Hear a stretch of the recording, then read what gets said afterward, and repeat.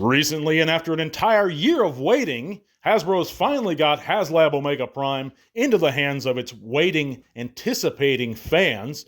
But there's widespread reports of poor QC issues. We talked about it last week. We're going to be ranting about it this week, going over the latest news, and announcing our newest giveaway coming up right now on Transformers Talk Raw.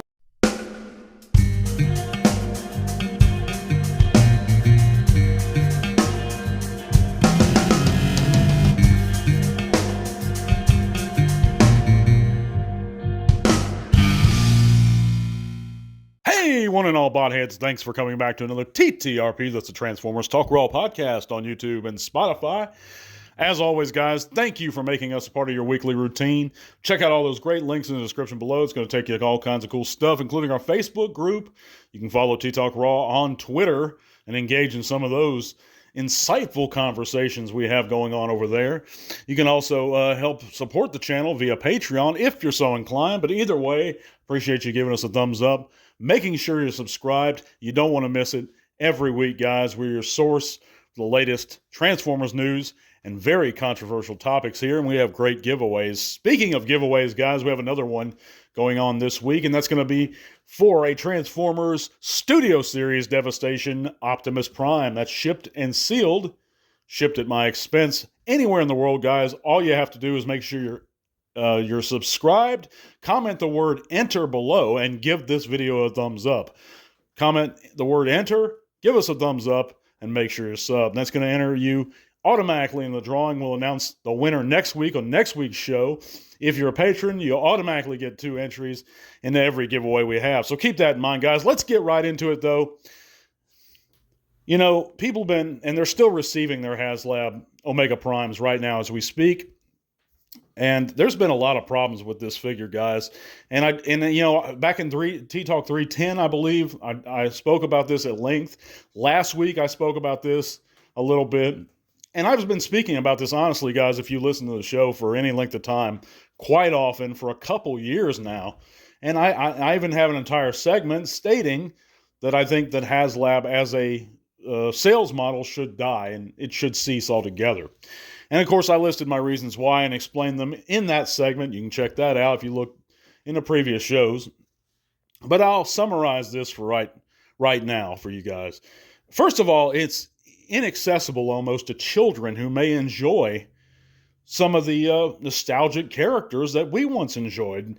And people like to make this argument, you know, specifically for Omega Prime or Victory, you know, as far as Starsaber went, that these series aren't targeted towards children because kids don't know RID. They don't know Transformers Victory.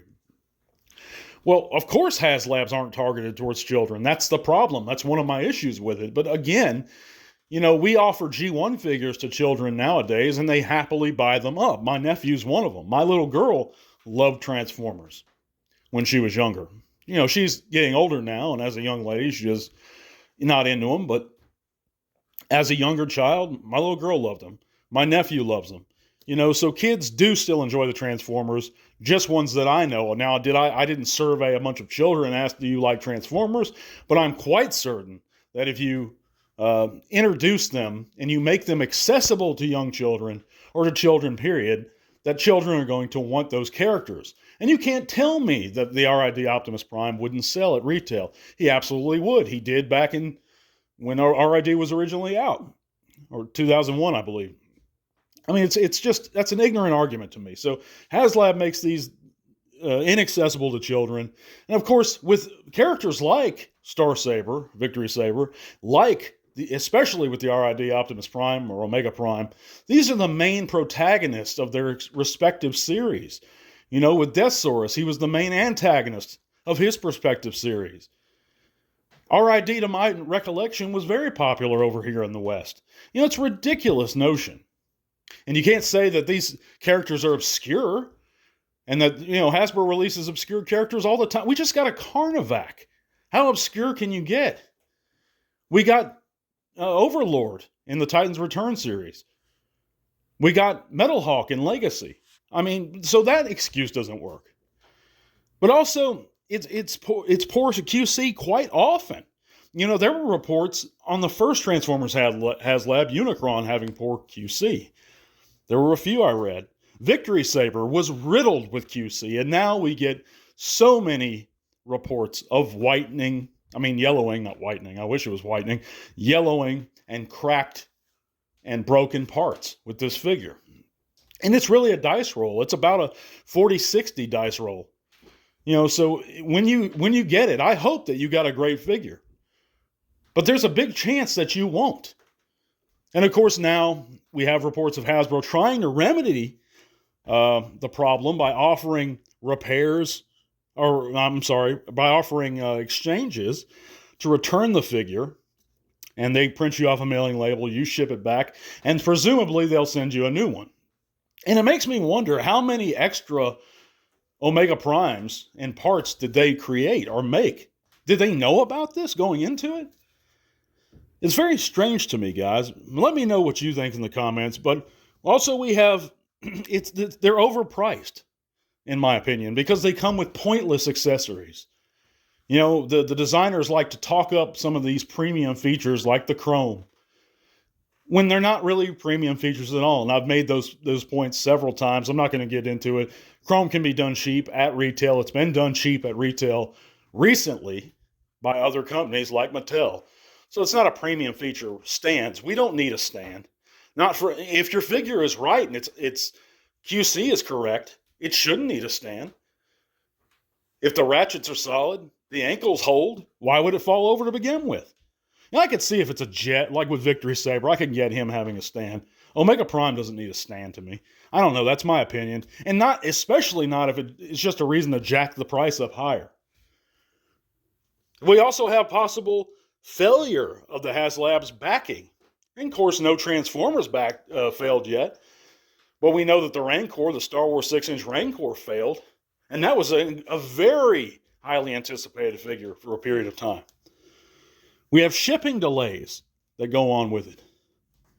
We have backing something sight unseen based off of a single initial render. And that's something you guys forget. You don't even see a review. You don't see a true image of the product in hand. You see an image when they first announce a HASLAB Transformer. That's all you see. What are you doing? You wouldn't go into a store without checking each version of a figure. Yeah, and buy just one randomly without looking at it. It could be missing its head. It could have jacked up paint apps, missing accessories. It could have been a figure swap somebody did. But you're going to back this sight unseen? I mean, it's crazy. Now I hope you guys enjoyed the figure if you got it, and it's great. It has no problems whatsoever. But this is getting ridiculous, guys. And how much money have people put into these to just be disappointed? So sad. And I've seen the most staunch, adamant defenders of HASLAB even admit that it's getting ridiculous.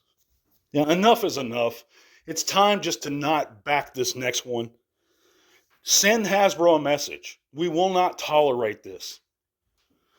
And whether that is going to end in them shutting down HASLAB altogether, or them getting the point to get their shit right and fix these QC issues once and for all, that's going to be the message they get.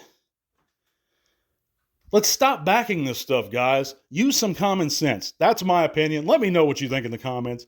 Let's move along to this week's news and our poll results. Check out the poll results. And last week we asked the question, is HASLAB still worth backing? And not too many people participated in this one, guys. Only 64 Transformer fans did. But out of those 64, 47%, that's almost half of the fans that did participate, that stated that no, they do not think Hasbro or HASLABs are still worth backing, with 44% being undecided and only 9% saying yes. So a vast majority of those participating in our poll do not think that these are worth backing anymore, and I totally agree with you guys. But let's move along to this week's news.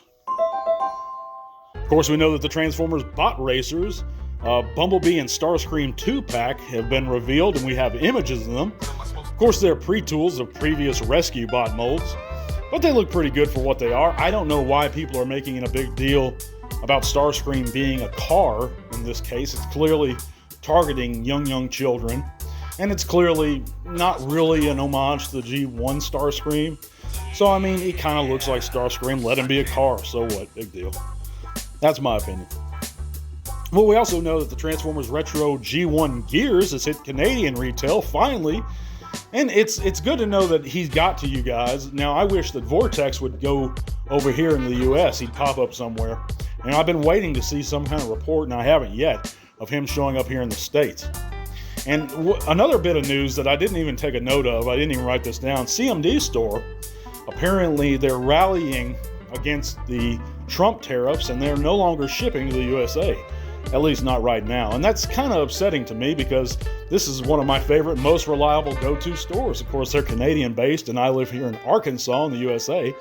So that kind of upset me, and I hope that they change their minds or they work something out to get around the tariffs. But either way, I'm glad you guys got the Retro G1 Gears up there in Canada. We also know that Transformers voice actor Tanya Gennady is to attend TFCon Toronto. That's July 11th through the 13th. Of course, she's the voice of Miko in Transformers Prime. So anybody that's going to attend TFCon Toronto, be sure you go up there and say hi to Tanya. DNA Designs DK59 Studio Series 86 Optimus Upgrade Kit. We now have a mold adjustment update. And this supposedly is going to be packaged with a Megatron arm for Optimus like he sports in the Skybound stuff. And a few extra parts. It looks pretty good for what it is. Of course, DNA Design, they're always a little expensive for my taste, but this is expected to ship in between June and July. That's going to wrap it up for this week, guys. Kind of a shorter segment, but be sure you participate in our giveaway. We're going to have a longer one next week. Appreciate you guys listening in each and every week. It means the world to me, guys, and I consider each of you that help support my channel absolute friends to me. God bless you guys. We're going to catch you real soon. Until all are one. This podcast is made possible thanks to the support of listeners like you. Thank you.